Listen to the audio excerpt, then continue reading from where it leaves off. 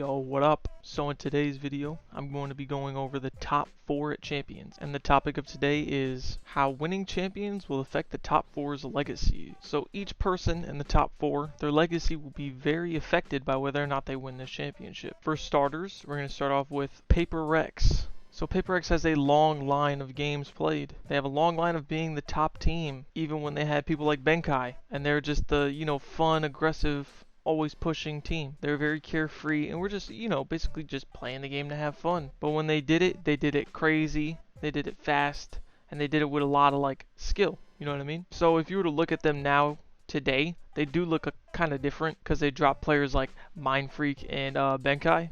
Mind Freak's now on the bench, and instead of Benkai, they picked up something. But as you can see, they always went for crazy plays and stuff like that, which is what made the team so electrifying, or made so many people love their team. But surely enough, they did end up losing here, and this is Champions 2022, and they lost against the underdog, quote unquote, which was Team Liquid here, since they had entered through the LCQ, and they weren't really meant to be here, but they ended up beating Paper X anyways. But yeah.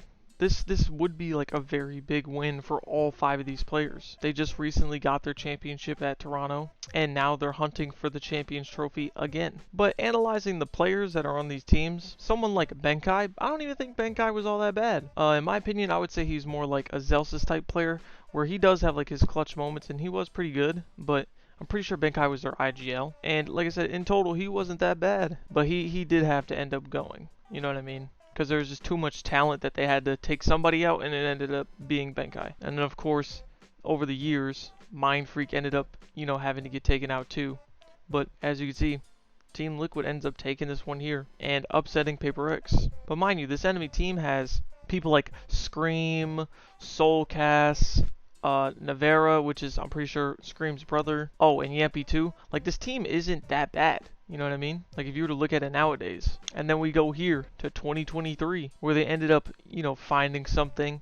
And he was a ranked demon. I was watching something clips even before Paper X picked up something. And eventually, they just found the talent that they needed, and they used something as kind of like a Swiss Army knife, and they're another guy that pushes 24/7. And it ended up working out very well for them. They made it to top 2 with champs in 2023.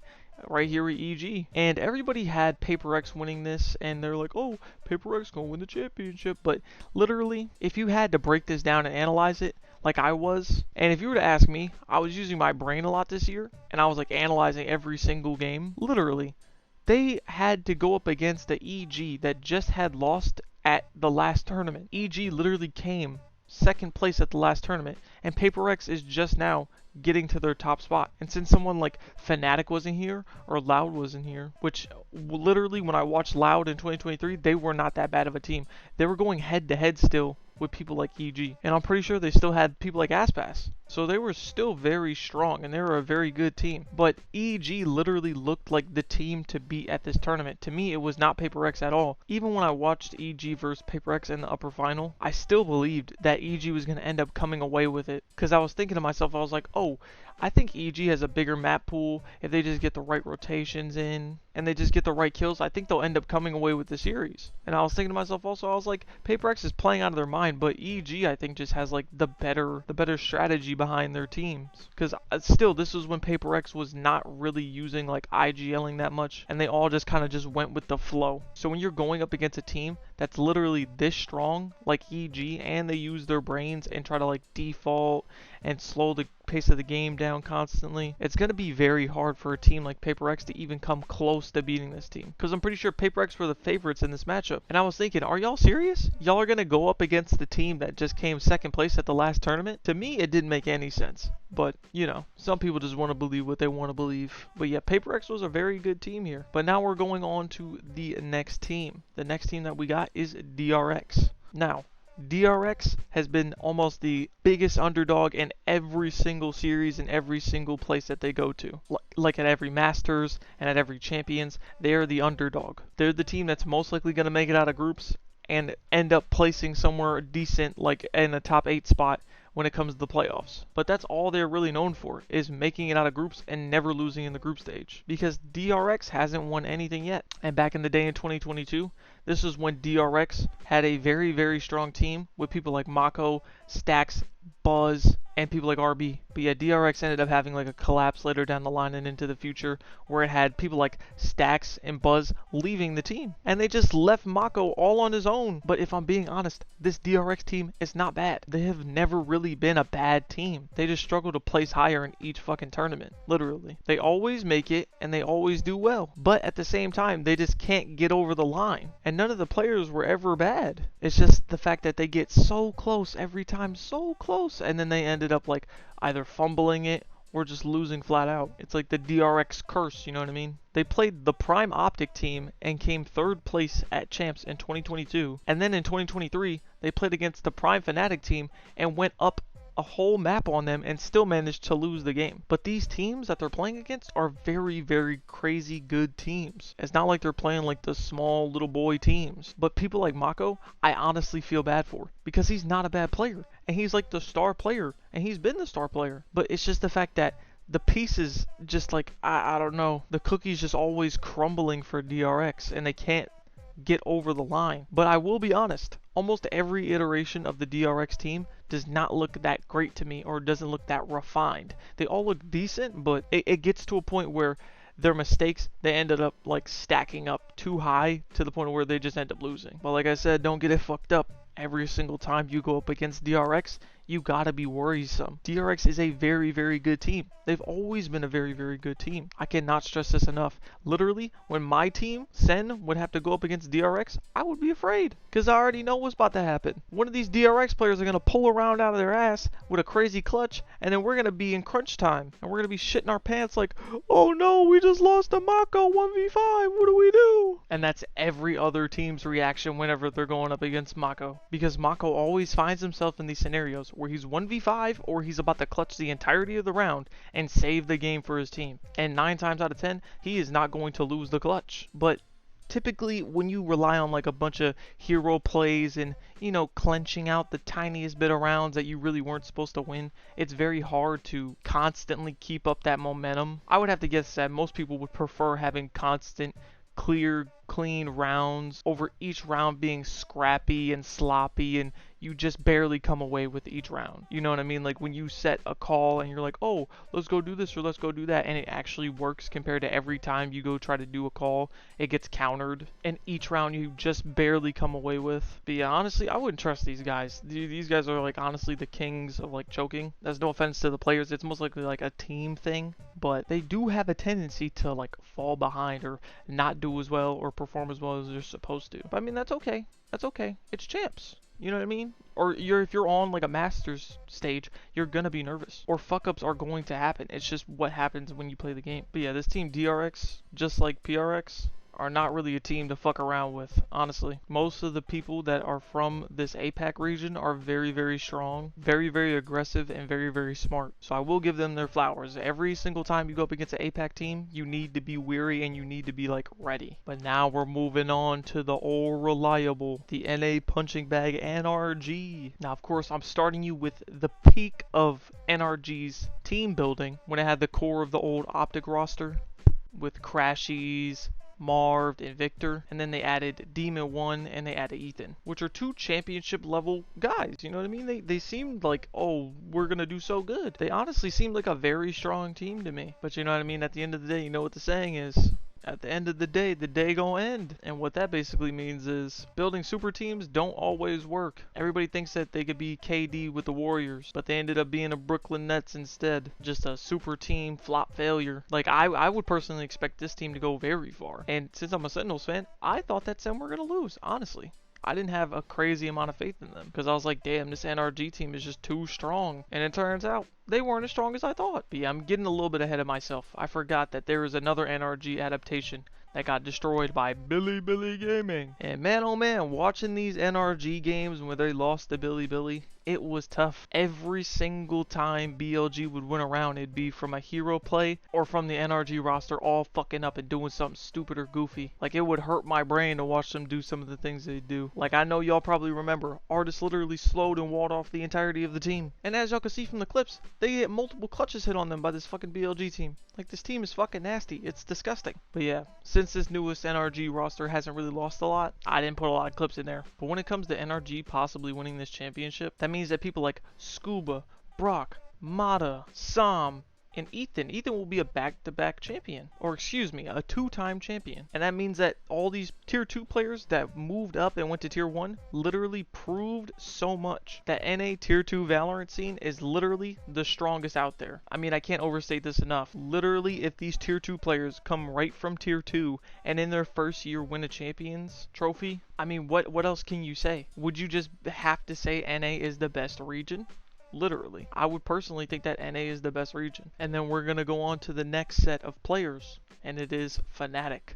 So Fnatic this year has had a pretty tough year in my opinion, just due to the fact that they've come in second so many times. So we're starting off the year. They were not performing that crazy in the beginning of this year. They were just trying to get it all together, put the pieces together with people like Kayak and Crashies, and then they ended up stepping it up majorly. When they made it to Toronto, they were on a mission, and they ended up getting second place coming behind Paper X. And the Paper X team that I saw, they look like some demogorgons. They look like demons. I didn't think that Fnatic was honestly going to win. I was rooting for them. I wanted them to win because, you know, call me a hater of Paper X, but I don't know. I can't get behind it. Like, I wasn't mad that they won. You know what I mean? Because I feel like they deserve it. Like, most teams deserve it when they win. But I just believed that Fnatic was going to win. But like I said, they ended up coming in second place. And then they proceeded to not take any breaks at all. They almost instantly jumped back into it and then had to go into EWC. And at EWC, they had gone second place again after a treacherous, ugly, nasty, disgusting loss to Heretics. They literally were up 2 maps to none. And they ended up getting reverse sweeped. It cannot get more tragic than that. They felt like they were so close, and then they ended up losing. Like, I honestly feel bad for those guys, personally. But now they are here again at Champs at top 4. Now, what would a Champions win mean for this team? This would mean that Boaster finally gets the Champions trophy he's been wanting for so many years. Pretty sure Boaster has been at every single Champions at this point, and he's lost every single time. Very, very tough sentence I just said there. Absolutely heartbreaking. But this motherfucker has had a super team for at least 3 years now, so we're gonna let that settle, okay? Next, we got Crashies. Crashies came second place in 2022 for that Champions trophy, and then didn't do anything else in NA for years. This will be a big one for him. He has the Masters trophy, and then he'd have the Champions trophy. And he'd also be one of the best NA initiators out there. He will have proven himself that he can go to another region, still dominate, and then come back to NA and still be a good player. Next, we got Kayak, the rookie. He'll be in the same position as Mata, Brock, and Scuba, a rookie getting a championship on some crazy shit. Then we got Chronicle. This motherfucker would just end up being one of the best players. So, I'm gonna majorly hate on him. As per usual. I hope Fnatic does not win this fucking trophy. Solely because, like I said this before, I believe that Chronicle is the Robert Horry of the fucking VCT. Not saying like his championships don't mean shit or like they're fake, but you're a role player. No, I think Chronicle's a very good player, but there's more standout players on every iteration of every team he's been on. He's been second to Nats, and I would say he's been second to Alphair. Like, I would personally want Alphair on my team over Chronicle. But that doesn't take away from him being good. He's still very good. But a Champs trophy would be just sitting next to his other 3 or 4 trophies. And I personally believe that there's better players. And that honestly cuts deep a little bit. And then we got Alphair. Honestly, I would reign him as number 1 if he were to win. Okay? Not Chronicle. Alphair. Pretty simple. Like, as simple as that. Alphair number 1. And this is kind of my fault for not fully going over it. But basically, if DRX win, it'd be a fuck you to people like Stacks and people like Buzz, because they were both on his team and they left to go win a Masters trophy with T1. So Mako could literally sit up here and be like, fuck you two, I got the biggest prize of them all. Who would want that weak ass Masters trophy when I got a Champions trophy? Plus, he's playing with a bunch of people that are from the DRX Academy or who just signed last year to DRX. Like, all these players are pretty good, but they're pretty new still, and they still have a lot of potential. So if they win here, it would be fucking insanity. And what is it with Paper X? They're just Paper X. If they win, they win. I don't want to say like they were meant to win. They should have been one. But me personally, I feel like Paper X from like top to bottom have one of the best top 5 rosters, except for like Fnatic, I guess. But people like Devi and Crashies are kind of in the same boat where they're good players, but they're not like crazy standout players, at least in my opinion. They do a lot of like the support work or the dirty work. I'm not saying that they're bad at all, but they are known as like the dirty work players. But yes, I personally believe who would be the biggest underdog here? It would either have to be DRX or NRG. If Boaster loses another Champions, oh my, it might be up for him. If Paper X loses Champions, they don't really lose much in my opinion. They're going to keep doing their same old thing, and they'll always be known as like a good team, but I feel like the people that have the biggest weighing on them right now is people like Fnatic or Paper X. Because if people like NRG or DRX were to lose, you just say to yourself like, oh, it's a bunch of rookies or it's a bunch of new players. We weren't really expecting that much from them in the first place. Compared to like all the old vets like Chronicle and people like Forsaken, who you're looking to see win eventually. You know what I mean? Like you're trying to see them win.